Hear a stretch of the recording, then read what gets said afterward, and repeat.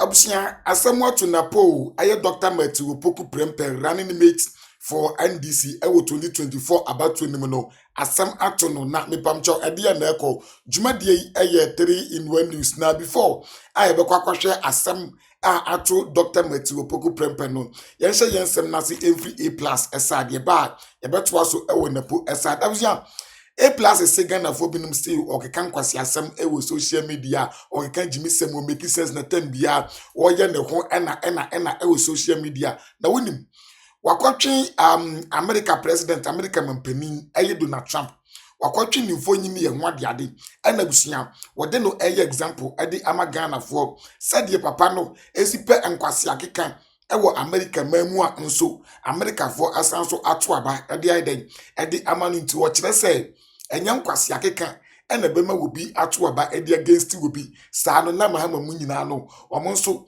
edi nsemu no nso still Ghana for consider ato amomo na asesen onu kiremu a enye chese obi papa na say good talks ena ema amanfo gina so edi to aba la Kennedy Japan amanfo timika say ena ken penkwasi akeka ken the suba ni kesenti amanfo ntoma no ene saa no ma no according to A+ no wasi omo to aba no nyesa no mugina so ede eto aba na emom abusia yenche se de wosi kire yimu ankasa yie e wo kasi ye ba ye behwe de etwa gu awo NAPO aside Trump every day. Trump still won the election. He still won. The people voted for him. The people don't care about all these people who are acting like, here in Ghana, another example, MPP, Omoko Congress, presidential primaries.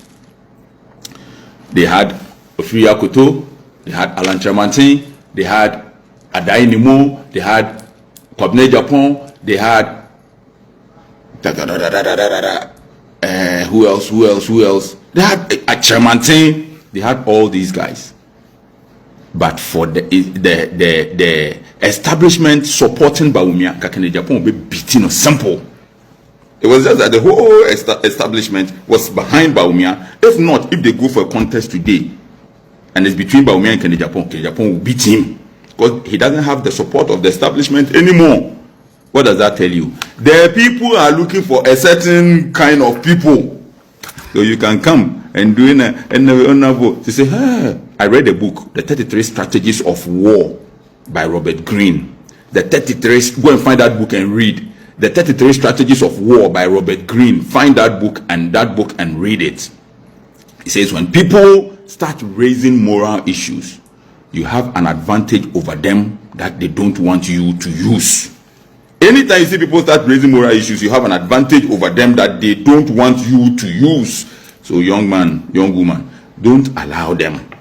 They know that Kwame Plus is very strong on social media, so all of them will come. And now that you have become MP, abusia we A+ ya ono so what they justify ni kesa ne long talk e wo social media no we ane de wo dey justify ya wo chire mu akan mu nyina eye bi nso tem bi o mo de we ni eko na abusia ewo NAPO aside in wahu before I be call NAPO ensem so no ye ni kan enhye video we embrade asi ewo Sankwali yes eden bi a ehye ene de Sankwali for eka edi afa sa eden ya ehye yiko ye ni kan enhye video no embransa ye ba be hwe de Sankwali for eka fa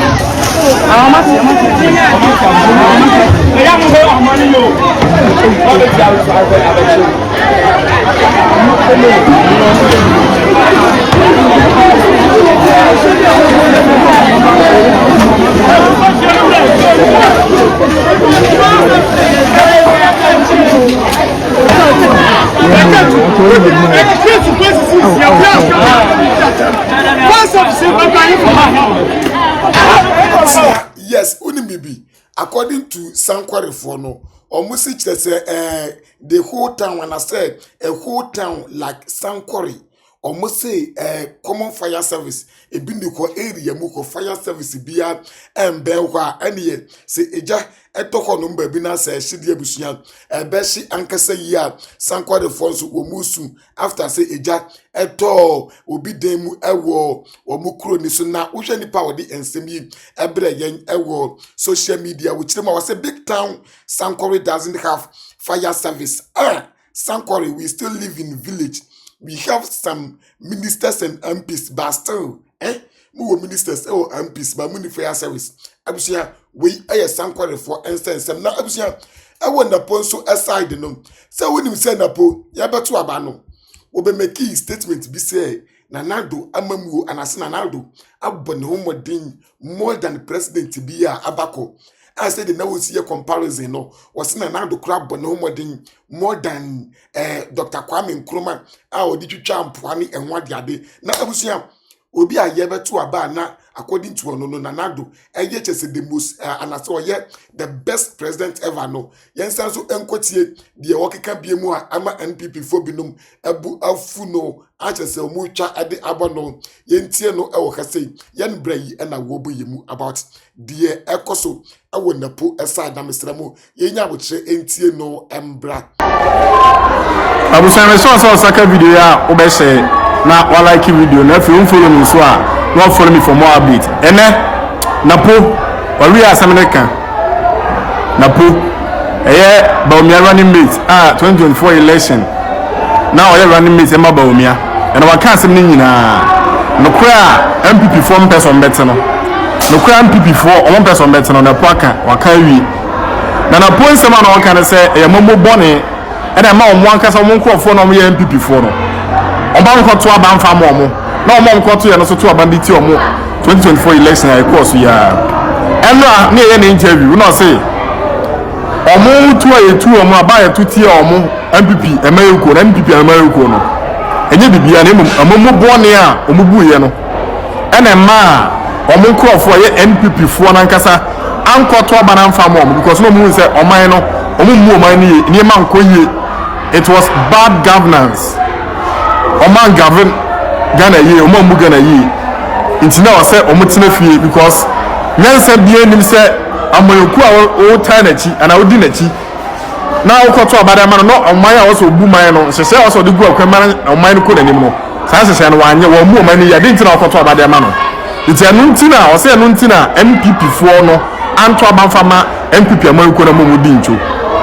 Enye se dia santefo na ankoto aba no o se nya santefo na ankoto aba na emo omo akasa NPP for members no do believe say NPP am perform ye omo mu papa nti o so mo tena fie nko so mo koto aba ndem omo and it is true lukena no waka no say no ntina na ponima da bia no gina platform so na o campaign fama e de mama hama no ono akasa no nim say omo no mo buru enso ani nti wanya so opportunity ni dia o so campaign mama hama nti abibi obeya platform bia no company Mahama. That is the only truth I want. Na no anga kan kre no say amumbo na amumbo nye oba mu Ghana ye na info video ni nche o de ye video ni ma ba ye beto aso. They come up with only one answer, which is governance issues.